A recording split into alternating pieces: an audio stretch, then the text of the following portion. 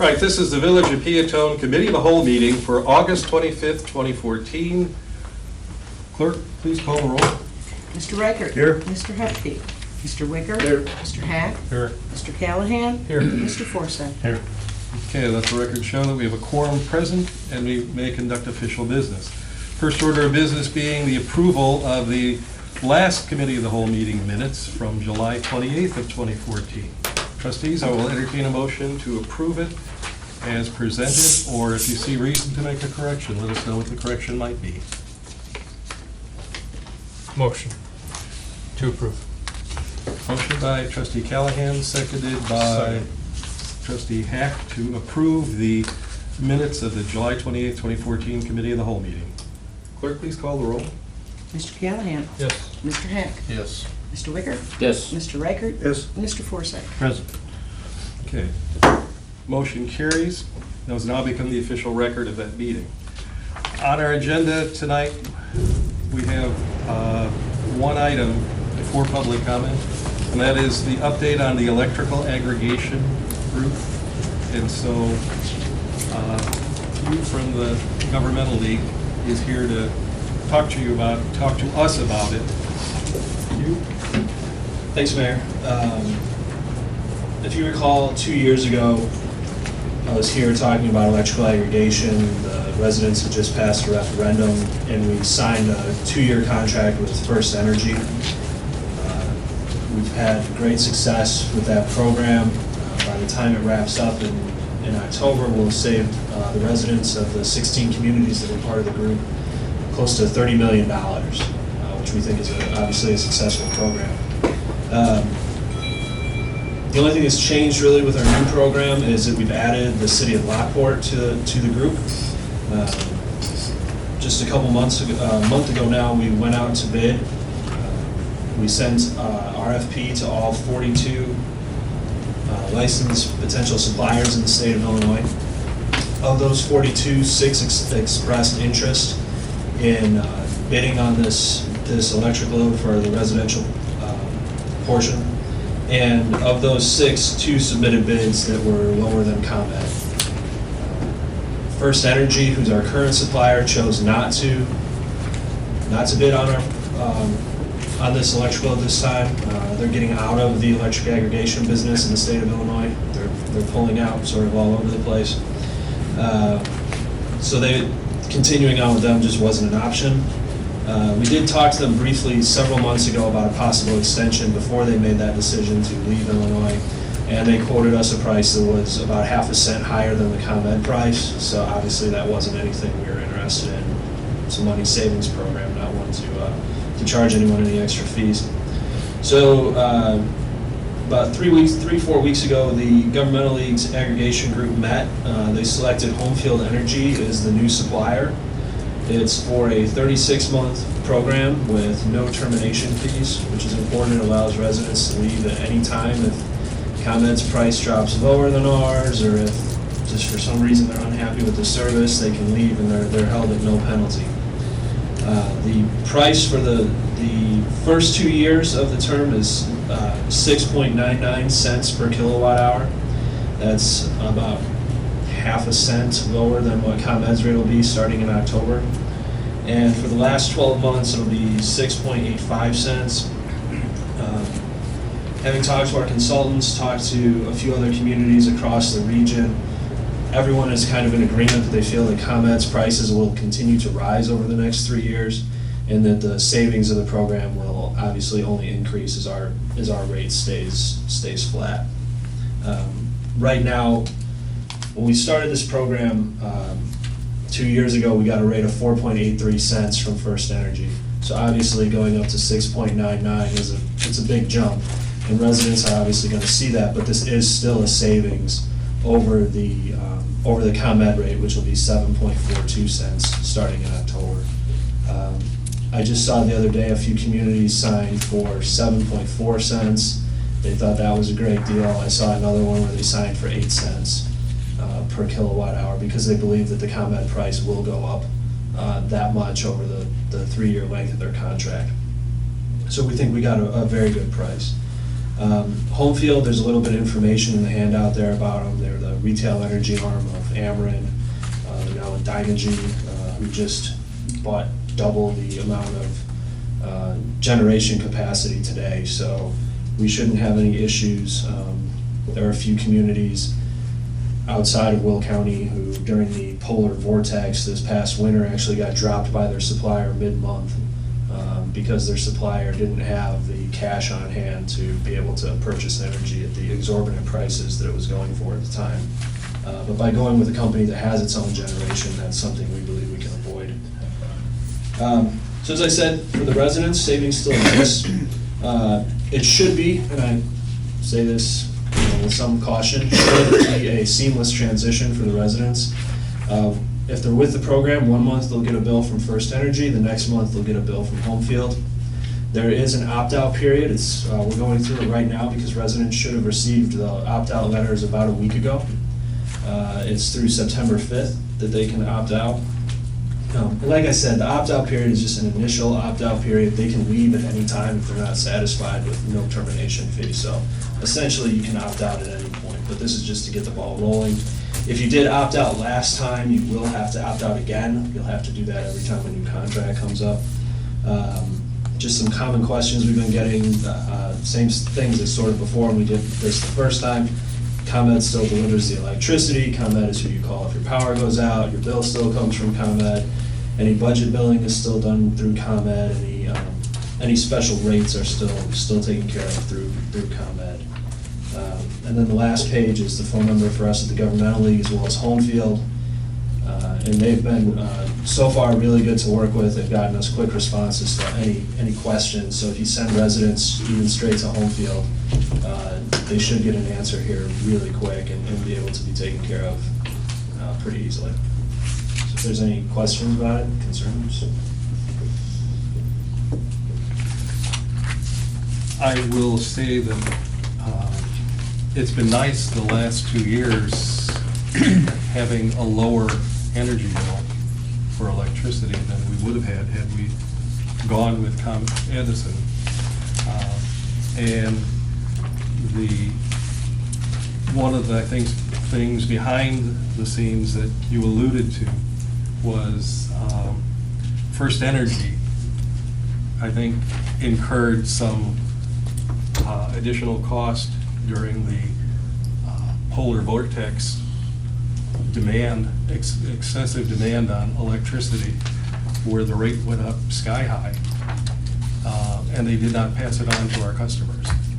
So I think that bodes well for this program and what we have done for the residents here. Obviously, ComEd has dropped their rates from where they were when we first started all of this, and they're a little bit more competitive, and I think that's part of the reason why we're seeing a closeness in the price.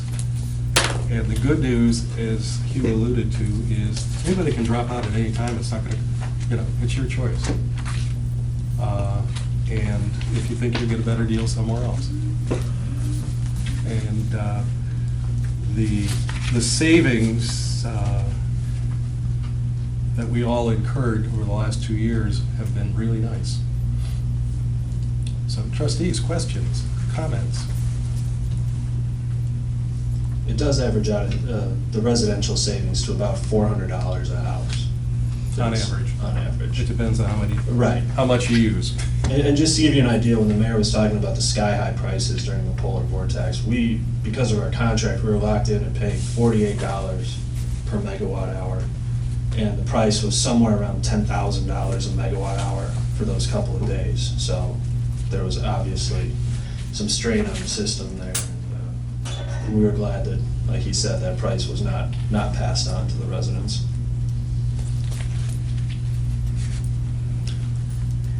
You just, for clarification and for the general public, this is again the same as last year, and that this company is a supplier, not a distributor. ComEd is still your distributor. If you have a power outage, you still call ComEd. It's just, that is always like it has been for decades. That's correct, and if a resident has ComEd, because this question's come up quite a bit lately, the ComEd, the way that it's split out on your bill, if you have ComEd service now, is under the supply portion, there are 3 individual line items. There's supply, transmission, and purchased energy adjustment fee. And if you look at just that supply portion, it says the ComEd's rate is 6.5 cents right now. And so we're getting a lot of phone calls saying, your rate's higher, why would I take this? But what you have to do to get the price to compare is to add the supply and the transmission portions together. And that's how you get the price to compare, which is right now 7.5 cents. It'll be going down to 7.42 here in October. But you have to add those two together. The purchase energy adjustment, which most months is a fee, right now it happens to be a credit from ComEd. The residents who are with the aggregation program, they're not subject to that adjustment at all. So that part you can just eliminate. And to compare them, you can just add the supply and transmission together to get the price to compare. And these are fixed rates, is that correct? Yes. They will yeah. not change? Yes, it's, like I said, it's a 3-year contract with the price is fixed for 2 years at the 6.99, and then it drops to 6.86 for that 3rd year. And people, I'm just thinking of things that I know we're getting questions, and Mrs. Warner, if you think of any that we're getting that we're not answering, why then, be sure to bring them forward. One question we have is, there's a 30-day window that's opt-out that's required by state law, but our specific contract says you can opt out at any time with no termination fees. Now, are there repercussions if you opt out and then you want to come back in? Are there rules and regs? If you opt out and want to come back in, and this was sort of the same with First Energy, they're not, I want to be careful how I say this, they're not legally obligated to give you the same contract price. However, it is their internal policy to give you the same contract price. So in most, if not all circumstances, yes, if you opt out and want to get back in, you should be able to get the same price. And I think there's a frequency, you can't opt out, opt in, opt out, opt in. I mean, I think there's a frequency somewhere along the line too. Yeah, and usually it takes a month or so to get flipped over, and so if you were trying to essentially play the electric market by jumping in and out, it wouldn't really work to your advantage, because month to month you wouldn't be switching fast enough to make that a reasonable endeavor. How long is the current ComEd rate going to be once it starts in October? It'll be through May of 2015. So they generally go to the Commerce Commission how often? They go twice a year, so they go for summer rates and they go for winter, like their standard rate, which is the October to May, and then you have the June to September rate, which is their summer rate. And by participating in the aggregation, we're locked in. It's the same rate year-round. There's no summer or winter rate. Yeah, they do go to they do file something with the Commerce Commission each month to determine what that purchased energy adjustment will be, but it doesn't change what their price to compare would be each month. Okay. Any other questions? Thank you, Hugh. Thanks. All right, moving on down the agenda, we come to public comment time. So, can you come to the microphone, tell us your name and your address and your concern? My name's Jeff Bartels. I live at 206 South 3rd Street, about a block south of here. And I'm here to try and urge you to come up with a new ordinance for the dead trees in the village. I'm going to pass around a photo here of my house on the left and my neighbor's tree on the right, which you can see is an elm tree that's probably about, I don't know, I would guess 80 to 100 feet tall, that's been dead for 2 or 3 years. I've lived here for 25 years. I've worked in the community for 30. Some of you might recognize me. I worked for A&J Disposal for 30 years. Might know my brother Ralph. He owns Bartels Trucking. So I've been a member of the community. I've never been to one of these village board meetings, and I asked my son tonight if he wanted to come with and see how government works. So That happened, you might think, during the storm on Thursday night. It didn't. It happened at 5:30 on Saturday afternoon, about a nice night like tonight, about sunny. We were sitting on our deck. Luckily, none of our kids were outside. Nobody was walking their dog past on the sidewalk or riding a bike. I talked to the village today. I came and talked to the ladies in the office, which I have to commend you. The ladies do a wonderful job. They were very sympathetic, but they also told me there wasn't much that they thought that they could do.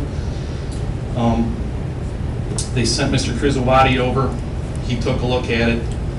Also a very nice gentleman, very sympathetic to my problem. The problem is the lady next to me says she doesn't have enough money to take the tree down. She said she told my wife when this happened, we've been asking her for a while to take the tree down. After this happened, we went over and asked her again to please cut the tree down.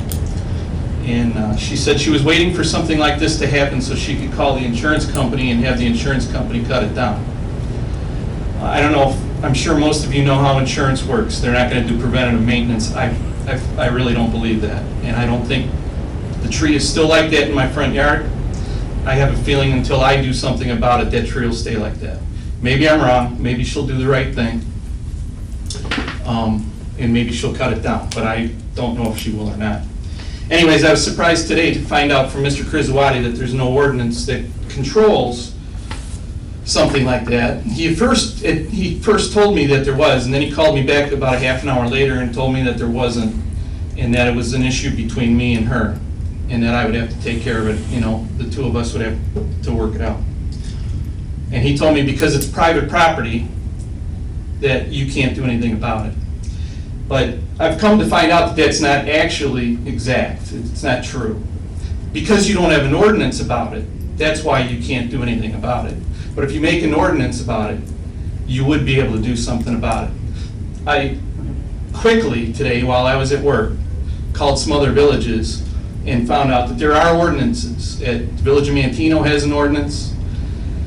The Village of Park Forest has an ordinance against it. They give people 30-day notice. After that, they start fining them. The Village of Beecher doesn't have an ordinance, but after the guy heard my story, he said, you know what, he goes, I would strongly consider if you came to my village board meeting, he goes, that I would make an ordinance. So that gave me the incentive to come here today and talk to you guys. I'm probably not going to pursue this anymore through the village. I'll probably, if she doesn't do the right thing, I'll probably cut what's on my property line off. I'll have some at my expense. But I think that it would be something that you guys should consider, because this was a public safety problem. We're lucky that nobody got hurt. There's no damage to my house. So it's all just basically, lucky that nobody was walking under it. While I was out there Sunday morning, I cleaned the sidewalk off, got all the brush and everything off of that. And I would say within about 2 hours, about 15 to 20 people walked down that sidewalk and walked by. My kids walked down that sidewalk to go to the school. They meet at the corner of 3rd and Corning to get on the bus. I just think it's a safety problem that we should address. I wouldn't have felt good about myself if I didn't come here and talk to you guys about it, because if something happens next time, if somebody's walking underneath that and they get killed, at least my conscience will be clean. And that's really all I have to say. Okay. Trustees, any comments? It's a safety issue, that's all it's for. Yeah, there's got to be a balance here too in what we do, because if we take an action on private property, and that's where this is right now, I think it leaves us open to some kind of litigation. Michael? Can I make one more comment? Sure. The guy from Mantino that I talked to was a very nice gentleman. He was a code enforcement guy. His name was Chris, I believe. I talked to a couple different villages, so I think his name was Chris. He was really nice. He said that there is sometimes the enforcement of the law can be a little dicey. But what they found since they made the law is that he estimated between 60 to 80% of the people once they get a notice of a possible citation, 60 to 80% of the people do the right thing and cut the tree down. He said they've never taken it any farther. The people that didn't cut the trees down, they've never really enforced, fined them or anything. But I feel that just the fact that somebody gets a letter and maybe 60 to 80% of those people that get that letter are going to do the right thing and cut the tree down makes it worthwhile to have that. Whether you enforce it or not really doesn't matter. They probably enforce it on their own. I'm sorry. Go ahead. If we do put a code into effect and we don't enforce it, what's the liability there? You know, can they come back after us saying, look, you guys have this in your books, you guys didn't enforce this, now this is a lawsuit against the village for not enforcing this? No? No. Okay. But going back, I mean, you'll remember that a number of months ago, we were dealing with a different tree issue. A similar case where the owner didn't have the money to take the tree down. That was a little different because if you recall, that one was towards the back of the house. Yeah. So we didn't really have a public safety issue other than the adjacent neighbors saying it might fall on my garage. You know, it's a little different situation when you're up front here and dealing with sidewalks. You know, like, we did do a memo, I believe, at the time on the tree issues. It is a policy decision. There is authority that you can utilize to do this sort of nuisance abatement. But in this case, you know, if the homeowner doesn't have the money, you're gonna be looking at leaning the property. That's what you gotta do, is lean the property. And then. If you it's take gonna- down a tree, lean the property, you're done. Right. Now, but That's all you if do. you make a practice of it, you're looking at liens that may not be paid off for a number of years. For until 25, 30 years, as long as they live there, but it's, Yeah. it's the only way you're gonna do it. Yep. You're gonna do it any other way that I know of, legally anyways. And protect yourselves. So as a policy matter, sometimes the villages elect to say this is a matter between the private homeowners. It's, you know, dealing with whose tree the property is on, whose property is affected, and leave it to them to work out.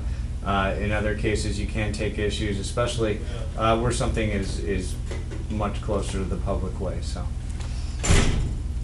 We can work on an ordinance at your direction, or you can look at your policy, maybe revisit certain situations that you want to do, or you can just proceed as you have. Can we get examples of other municipalities on their wordage of their Sure. their code? Sure. Jeff, were there signs that it was in danger of breaking off or tipping? There was really no visible signs, but my wife and I for the last 2 years have talked about it, and whenever there's been a storm, we've gone up and the front of the house is my kid's bedroom. All three of my sons sleep in that bedroom. So whenever there's a storm, we always went up and got them, thinking that the tree's gonna blow over in a storm.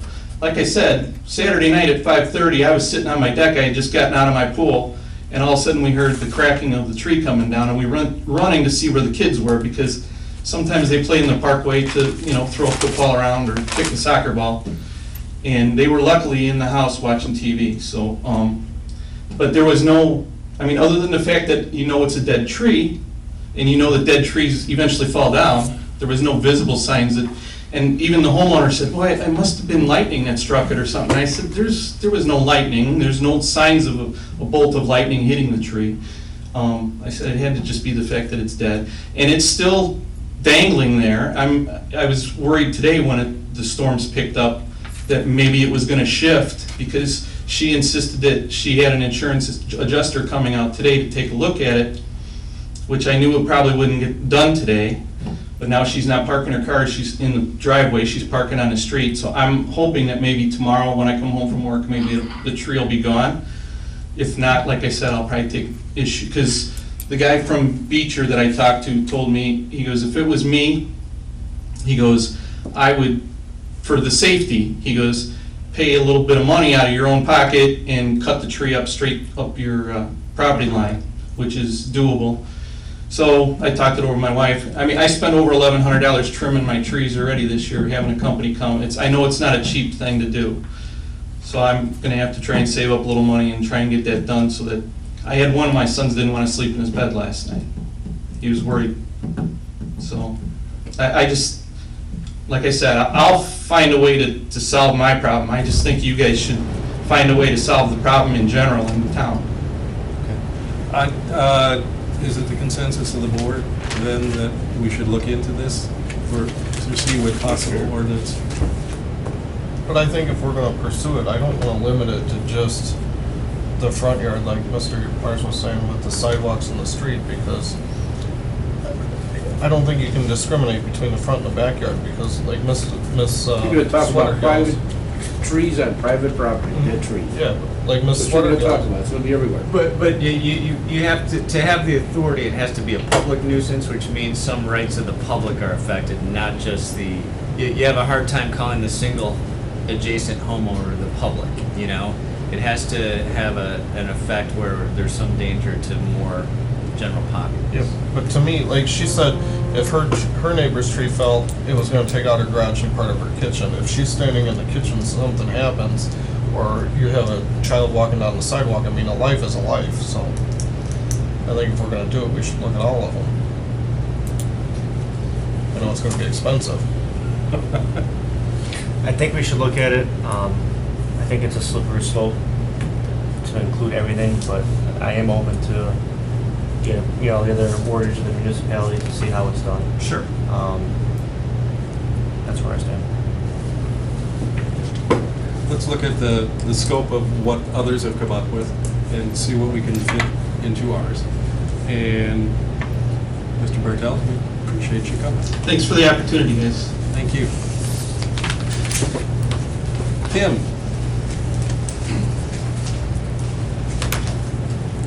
Tim Thompson, 403 Garfield. I just wanted to get an update. What is the sidewalk policy, concrete replacement? Is it no longer 50/50? You just pick out the sidewalks that you think are into budget? Or can people participate in it? Or how does it work as it is right now? 50/50 sidewalk program is officially closed, and the rationale for that is the people who could afford to participate in the 50/50 program did, which, and most of the time, those sidewalks were not in the worst shape. The people who could not afford to participate in the 50/50 sidewalk program usually had the worst sidewalks and needed to be repaired, and therefore they never got repaired, because they couldn't participate in the 50/50. But if you wanted to participate in the 50/50, could you bring it up and possibly participate in it or not?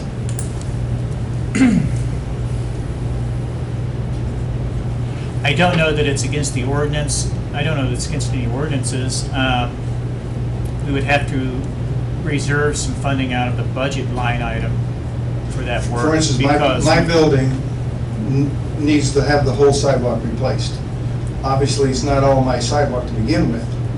At least I may be wrong there, but I don't think it's all my sidewalk. Being downtown, Peotone. So I would like to participate, but I don't want to participate. Remember, earlier today I said, can I get somebody else to pay for part of it? So is there a program for that or not? Is there something we can do, not obviously for this calendar year, but for next calendar year, where they're submitting, we have a deadline if they did want to do the 50/50, so we can determine whether or not we can put away enough funds out of that sidewalk program? we can investigate that. Another one of the reasons that we kind of got away from the 50/50 is we try to do sidewalks and runs because that's cost effective. We get a better quote that way. And I'd have to see, we can discuss it with a couple of the vendors that may be bidding on it this year to see if, that would seriously impact. I'm assuming probably going to be partly a function of how much work there is that's under the 50/50, because that's going property by property by property, which means setup and everything else. And, that increases the cost a little bit. And, can we, the short answer is, yes, we can probably make something like that happen. We will have an impact on our quote, I don't know, on our bid, I don't know. We had a rebate program, so much per lineal foot for people that replace their sidewalks outside of the program. Don't we still have that? I'm not aware of it. Were there We discretionary? haven't done it for a while. Sorry, were there discretionary factors involved too, such as, you know, what if a private owner wants to replace their sidewalk and we don't believe that it needs to be replaced? I mean, are there criteria, at least in the programs you're familiar with, or our old program, where if we saw the sidewalk and said, hey, it really doesn't need replacing? The reason we went to the program we're in now, if I remember correctly, when we had the 50-50 split, as the mayor said, we weren't making any progress. So we opted to take money and target the worst possible sidewalks and consistent runs and start replacing it. And I think in the last 4 or 5 years, we've been very successful. And I think that's Typically exactly do- how we got where we're at. Typically do a whole, down one Or street. putting sidewalks in where there were no sidewalks. Well, we Yeah, took that all the too. money we had before we're allocating and started addressing one after another. It's trouble, we just didn't have enough money to do as many sidewalks as we'd like to, but we're getting there. We're doing a lot better than we were. Because as I mentioned before, going to the 4-H grounds, the fairgrounds, there's really a desperate need for safety for going out there. Where they built a new high school, they should have a sidewalk along Ratchet Road, they never put it in. We've talked about that a long time. All our builders now, when they build a house, are required to put a sidewalk in. So, I did. Thank you, Tim. Mr. Thompson, before you leave, I mean, one of the things that we can discuss when it comes time to have this on the agenda, which, you know, the scope is on the agenda, we're not sure what the bids are gonna come in at, and if they come in surprisingly low, I mean, if the board wants to enable it to be open to a 50-50 program and the vendor is satisfied with that, is willing to work with that, then that may be an option that can be pursued. Because I'm not really super familiar with what the rules are regarding the sidewalks downtown. How much is my responsibility and how much is the village? You know, because my property only goes so far.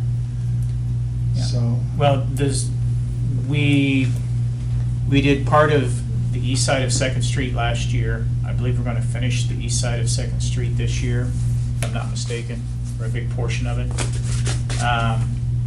And then, if funding allows, we'll look at the west side and. of downtown? Yeah. Mhm. Oh, maybe it'll be taken care of, I don't know. Because I'm on the east side. No, I'm on the west side, sorry about that. You got the wrong side. All right, thanks, Tim. Thank you, sir. All right, at this time, we have some business to discuss in an executive session.